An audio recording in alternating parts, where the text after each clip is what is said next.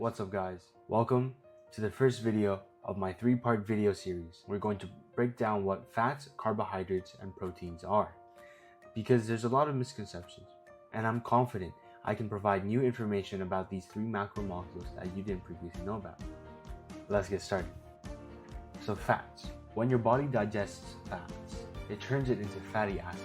These fatty acids are used during low intensity and long duration exercises, and it helps your body maintain its internal temperature through insulation. Now, there's 2 types of fats, healthy fats and unhealthy fats. Now, healthy fats are composed of unsaturated fats, but unhealthy fats, they have saturated and trans fats. So, unsaturated fats are mostly made out of natural foods like avocados, nuts, and fish. One unsaturated fat, called the omega-3 fat, which comes from fish, is proven to be anti-inflammatory and helps you recover after your workout. Saturated fats and trans fats would include foods that are processed to some extent. Saturated fats are naturally on the more healthy side processed, like butter and cheese, but you should still eat this in moderation. Trans fat, on the other hand, is processed food, like French fries, hamburgers, and donuts, but trans fats you should avoid as much as possible for your health. Another benefit of fats is that they help encourage essential hormone production like estrogen and testosterone. Now, let's bust a myth.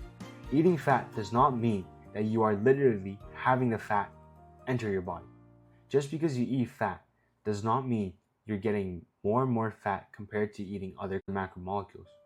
Losing or gaining weight is all about calories. Now let's move on to carbohydrates.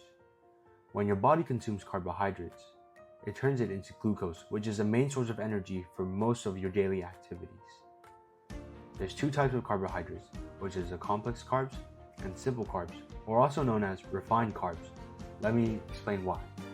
Complex carbs last longer in terms of energy and takes a little bit longer to digest. It's also more nutritious compared to simple carbs or refined carbs. Refined carbs or simple carbs causes sugar spikes, and are also carbs that cause sugar crashes.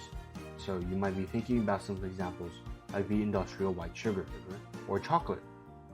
Now, refined carbs also are a great source of energy for quick energy. If you have something you have to do right away, refined carbs are the way to go. Now, let's break another myth here. Carbs do not directly cause weight gain.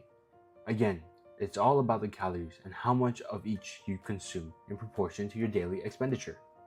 If you're taking in more calories than you're using, then you're certain you're going to gain weight. But if you're spending more calories than you're consuming, then we can say you're on a calorie deficit. But I'll get more onto this in the next video. Now, before we go into protein, I just want to share a cautionary tale. A lot of people go on low carb diets, like the carnivore diet, where they only have protein and fats and no carbs. This might work for some people, but it also causes a performance reduction in high intensity workouts. Okay, finally, proteins.